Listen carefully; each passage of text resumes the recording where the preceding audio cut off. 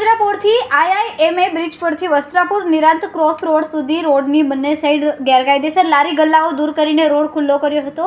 Police સાથે રાખીને આ વિસ્તારમાં અનેકવાર દબાણ દૂર કરવામાં આવે છે, તેમ છતાં દબાણ એ જ જગ્યાએ પાછા આવી જાય છે. પાંજરાપોળથી આઈઆઈએમએથી વસ્ત્રાપુરથી નિરાંત ક્રોસ રોડ સુધી રોડની બંને સાઈડ ભારે દબાણ હોવાથી વાહન ચાલકોને ખૂબ જ મુશ્કેલી પડતી હતી. હવે થોડા સમય સુધી રાહત રહેશે, જે બાદ જેમ હતું તેમ થઈ જશે. આ ખાણીપીણી લારી ગલ્લાઓને કંઈક કરવાનો શોખ નથી અને તેમને ત્યાં આવતા કસ્ટમર પોતાનું વાહન ગમે તેમ પાર્ક કરીને ચા કે નાસ્તો કરવા માટે ઊભા રહી જાય છે.